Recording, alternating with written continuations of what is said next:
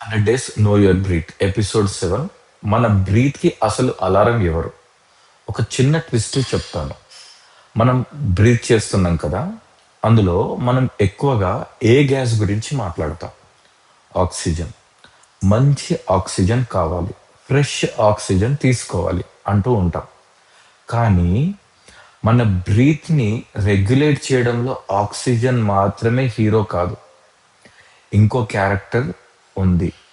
చాలా సైలెంట్గా ఉంటుంది, కానీ అదే పెరిగితే మన బ్రెయిన్కి సిగ్నల్ వెళ్తుంది. బాస్ ఇంకొంచెం బ్రీత్ చేయాలి.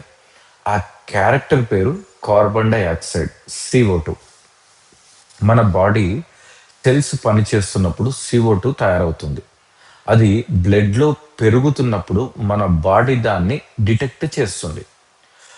బ్రెయిన్ స్టీమ్లోని రెస్పిరేటరీ కంట్రోల్ సిస్టమ్కి సిగ్నల్స్ వెళ్తాయి. అప్పుడు బ్రీతింగ్ను పెంచి CO2ను బయటకు పంపడానికి బాడీ ప్రయత్నిస్తుంది.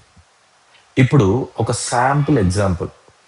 మీరు స్టేర్స్ ఎక్కుతున్నారు అనుకోండి, కొద్దిసేపటికి హమ్మయ్య బ్రీత్ ఎందుకు ఇంత ఫాస్ట్ అయింది అనిపిస్తుంది కదా.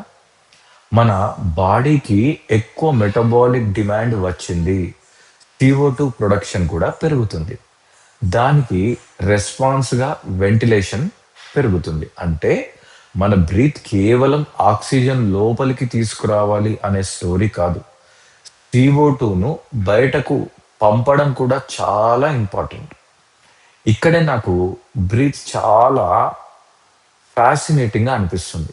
మనం కూర్చొని ఉన్నాం, ఏమీ ఆలోచించకుండా ఉన్నాం, కానీ మన బాడీలో మాత్రం ఒక కంటిన్యూస్ మానిటరింగ్ సిస్టమ్ నడుస్తూనే ఉంది. CO2 ఎలా ఉంది, pH ఎలా ఉంది, బ్రీతింగ్ సరిపోతుందా, అలాంటి సిగ్నల్స్ ఆధారంగా బ్రీతింగ్ కంటిన్యూస్లీ అడ్జస్ట్ అవుతూ ఉంటుంది. అంటే మన బ్రీత్కి ఒక ఆటోమేటిక్ అలారం సిస్టమ్ ఉన్నట్టే. CO2 పెరిగితే బ్రీత్ కొంచెం పెంచాలి అనే సిగ్నల్. ఇది మనకు కాన్షియస్లీ తెలియకుండానే జరుగుతుంది. ఇప్పుడు ఒక చాలా ఇంట్రెస్టింగ్ క్వశ్చన్. అయితే మనం బ్రీత్ని చాలా ఎక్కువగా మార్చితే ఏమవుతుంది?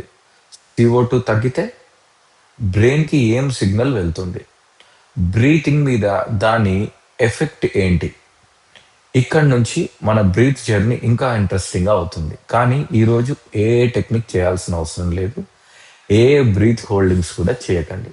జస్ట్ ఒక్క విషయం గుర్తుపెట్టుకోండి, ఆక్సిజన్ మాత్రమే కాదు, CO2 కూడా మన బ్రీతింగ్ స్టోరీలో చాలా ఇంపార్టెంట్ క్యారెక్టర్. ఇంత చిన్న విషయం, కానీ బ్రీత్ని అర్థం చేసుకోవడంలో ఇది చాలా పెద్ద step. 100 days know your breath. Next ఎపిసోడ్లో మళ్ళీ కలుద్దాం. నమస్కారం.